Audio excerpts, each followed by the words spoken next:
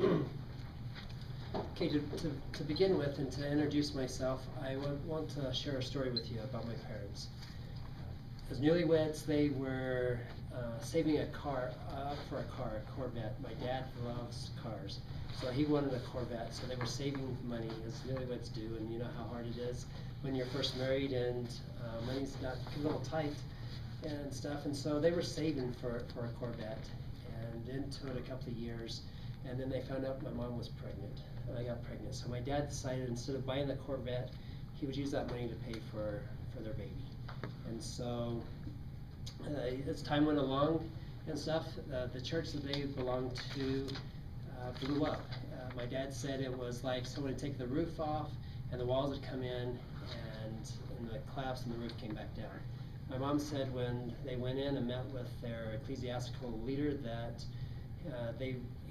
she knew that my dad would give some of the money that they had saved up for paying for the baby to the ecclesiastical leader and everything, but polarized a little bit and to different opinions, and I might use that word right. But anyway, my dad gave every single penny that they had saved up to the ecclesiastical leader to help rebuild this building and stuff, and my mom was a little frustrated with that. Come to find out, the due date of this baby was January 20th, and he was actually born at 11:45 on December 31st, 1965. So my dad said that when he brought this child home, he was paid for, and which has turned out to be a blessing in disguise. And so hence my nickname is Little Vet. That's what my dad always called me, is Little Vet, because that was me that was born. And I've often asked my dad if he's regretted that, and he says no. And so one year for Christmas, he says, you were less, anyway, he just says, I never regret doing that. And so for Christmas one year, my siblings and myself got him a little vet, one of those little Corvettes, 1965 Stingray, and mounted that on there, and on it said, "Your little vet," and gave that to him for Christmas. My parents mean a lot to me. I've learned a lot from those guys. I think that's where I've learned to be unselfish. It was through my parents and the examples they've set throughout the years. And that story, when my dad tells that story, always, for me, is a good example of not being selfish, because he could have bought that vet and been in debt and stuff like that to where he couldn't provide for myself or my siblings. And so I think that's where I get a lot of my unselfishness and my willingness to go out and to help other people and bring joy and satisfaction in my own life is through my parents. And I've been grateful for that through the years. One thing that my parents did a lot of was they moved around a lot. By the time I was at 14, I'd been in 48 out of the 50 states. Wow. Today I've got one other state to go to, and that's Hawaii. A few years ago, I took my wife and I went up to a cruise to Alaska.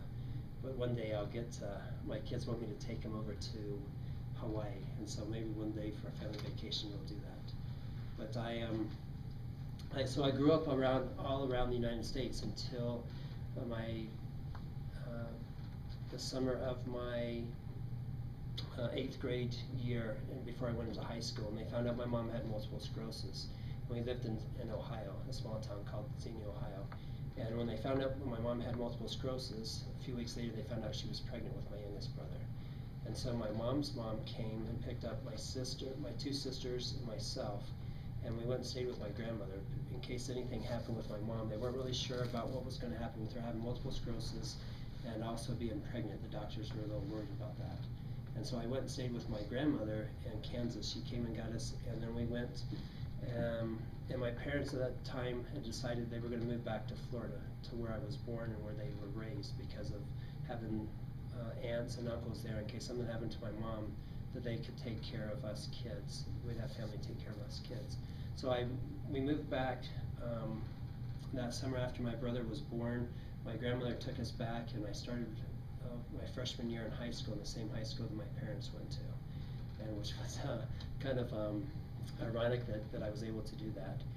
But I was able to graduate from the same high school as my parents did, and then I went and I served 2 years for church mission, and then I came out here to BYU and met the young lady that I married of 19 years.